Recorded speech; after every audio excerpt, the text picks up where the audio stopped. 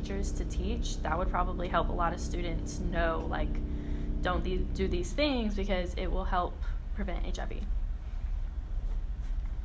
And then again, like my high school, we have the health class, but it wasn't like a required class to take, so it just depended on if you wanted to take it or not. It's so funny, I was born in 1984, right, so at the height of the epidemic, and so by the time I made it to school, basically, 9 or 10 years later,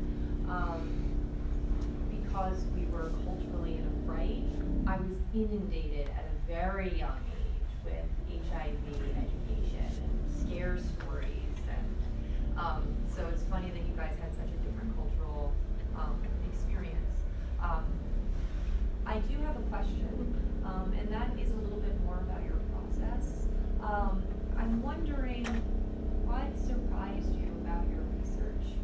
This could be what surprised you in terms of the types of sources that your search was yielding, or it could be surprises that you found when you were analyzing the 2 sources that you selected for this presentation. In my article, my first one about school consideration, there's actually a lot of laws that schools need to take into account about students that have HIV. Like, they have to consider special education if a student needs that. They have to have confidentiality, and there's just so many things that they have to do, which, like, I didn't know that because I'm sure there's so many high schools and middle schools and even elementary schools that don't do that, because there are even school-age children that are born with it because their mother had it.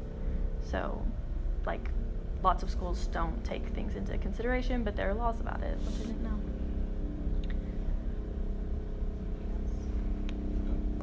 And I was surprised about is, I knew they did vaccine testing before, but I didn't realize the sheer amount of vaccines they tried to make that all failed. Just because it's so hard to target this kind of stuff. Like, you can use antivirals, but the issue with that is it doesn't eliminate it, because the strange thing with HIV, whenever you get infected by it, since it goes into your DNA, if you have HIV, it is in your DNA now to have it, because it uses the proteins to reproduce more HIV viruses. So now it is coded into your DNA. That's why mothers can have children that have HIV. That's just, it was interesting to me for that, because how just ingrained it becomes. Like, now it's one of those strange things you just think about. It's like, it's just weird. In my research, like I found, like just like going through like databases, that there was a bunch of articles about how like posters and like ads and television commercials and billboards and stuff like that. But then like me like just driving around like Tyler and Dallas, like I don't see any like posters, I don't see any billboards. So I was really confused as to why like there were so many articles about saying that we need to do it, but yet it's not being done.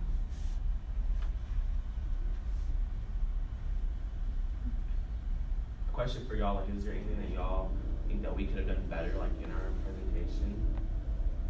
Like do you think we should have presented our information differently? Any like tips for like future presentations?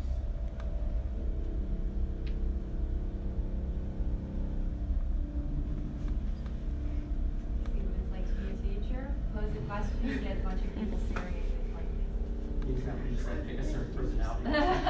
You can if you like. No, I'm not that mean. Oh, I've done that before. I didn't mean mean. I don't have tips for, you'll hear my tips in my notes. So I would like to hear tips from the rest of the class if they have them. I thought y'all did a good job. It was like, y'all came together on it with your questions being the same, and it was organized like that. But I would have liked at least one question just for your field, not every single question for everybody. And it's a good place to start, a good format, but it would have just been more specific to what you studied. One way of dovetailing to that, to Avery's comments, which I think is a really strong one, is, and I'm going to dovetail her comment to a question that I have for you, so maybe you can anchor your discussion to your discipline right now, right? And that is, I found your conversation about teaching really, really rich. Obviously, in education, there's a pretty direct link to teaching. In marketing, I found your discussion of the role of marketing to teach and build public awareness and potential funding for R&D really nuanced and an interesting perspective into your field. And I really loved your conversation about teaching with Craig with respect to teaching patients, right? That you often have to, nurses in particular, have to play the role of sort of teaching and translating medical information to patients, right? I found that a really rich discussion. And so I'm wondering if you can talk similarly about what you've learned beyond just teaching about your disciplinary field, having conducted this research. So having noted all of these discourse conventions, having learned about how your field makes claims about this epidemic, what did you learn about your field as a whole? And does teaching have anything to do with that? You can go first. I can go first. So my field is business marketing, and I really like going through like my articles and like conducting all the research. I've just basically learned that like marketing, like I think people think it's just really easy, like you can just like it's just like happening, like you're just doing it. But like I feel like it's like you can talk about it and do as much like discussing and planning, but until you actually do it, then like it's like nothing's getting done. Like you're not, nobody's getting awareness of like what's happening. So like yeah, I think you have to like, instead of like just talking about it, like giving lectures about it, you need to like go out and like do something, like have stuff around town, like talk to people that like that wouldn't normally get to talk about like how common the disease is. Stuff that I discovered from my discourse conventions is nursing and health science is a strange field to market itself, because the issue is you're still selling a product, but you're trying to sell. Let me do that. No, I know. That's fine. I'm just want to understand what I'm trying to say. You're trying to sell a product, but the goal of it is for the patient to get better. But then the patient doesn't need the doctor anymore. So then people get paranoid and say, "You're only giving me that treatment just so you get more money." So then this entire thing comes to, do I really need that treatment? Then you have to like explain to them this treatment's important for this, and this, and they're like, and now there's distrust of the medical community. I just found that strangely interesting. And did your article speak to that distrust and skepticism that patients have with respect to the medical community? Some of that, like in the college studies one, lots of people didn't go to like the doctor's office, for instance, to get tested for that stuff because for twofold reasons. One, because they're having trouble paying for college in the first place. That entire. Sure. Yeah. And the other part is this: they were mistrustful of health professionals in general because they thought they were trying to make profit off of their sickness, which is just that's a societal issue. That's a whole other article. That's a whole other portfolio to tackle. But and back to mine, the one of the things I said earlier is like with marketing, it's not to be profitable. It's more to raise awareness about what's going on. Like we're in not. this instance. Yeah, so we're not trying to make a profit off telling you, like there's nothing that we're not profiting, like we're not getting any money or anything off telling you. I think that's why it's not out there, isn't it? Because we're not making a profit of it being out there. But people are still mistrustful. Which I think what y'all were saying about mandatory testing, that's a good idea, but it would have been interesting to see what you had to say about how Medicare or financial aid would play a part in that to give everyone that. if we had a poli-sci major, we could have went into that one day, but Right. we just had a No, we just tried to run with this one. Great. Other questions we haven't heard from? We want to get that extra participation point. No questions about the process?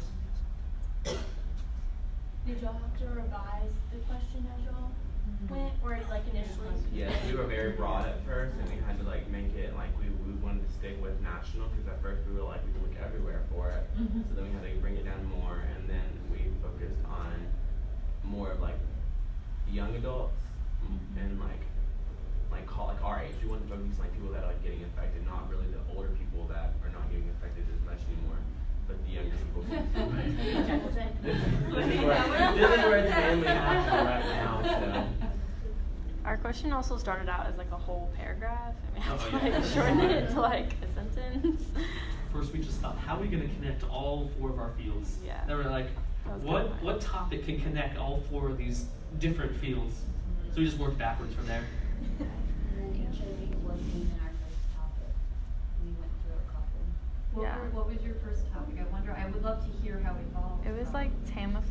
It was influenza pandemic. Ah. And then I think why I did think you it was decide? penicillin. No, we started with penicillin. Oh, we started with penicillin, but we And said and it's already all been studied. Yeah, so there was nothing to like. I mean, we can research it in depth, but like it's still like everybody knows so much about penicillin, so like there wouldn't be. We wouldn't be telling y'all so that y'all already know. So we wanted to do something that people do not know as much about. And so you started with penicillin, which you found was, in terms of, we recall all the way back to my PowerPoint slideshow about adapting a research question or topic.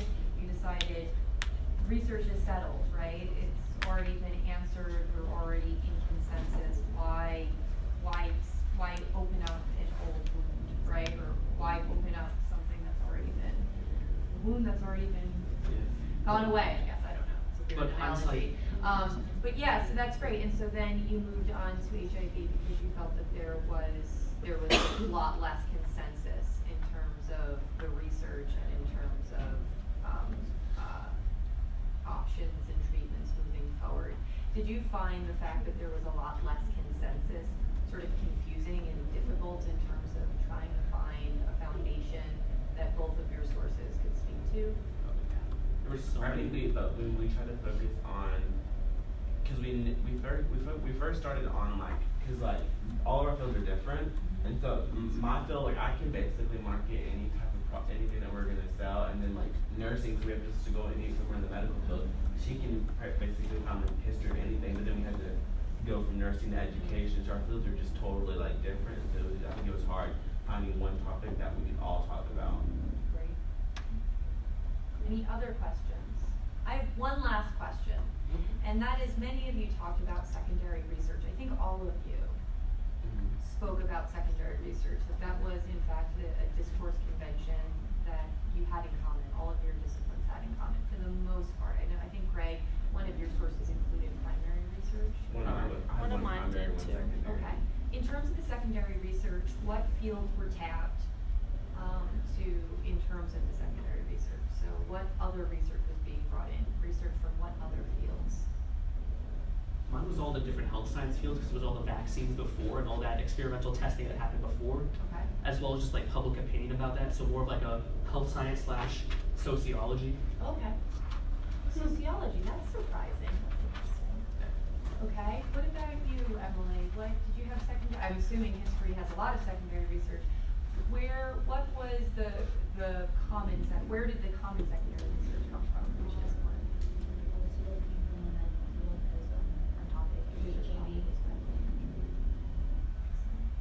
Mine was the second one I talked about, and it was the one with the headings, and with the bolded headings, and so I had bolded headings. But mine, it started off with talking more about like the history and about HIV and like the ways that it has been marketed, and then it went on to moving on like So that's a connection, right, between marketing and history.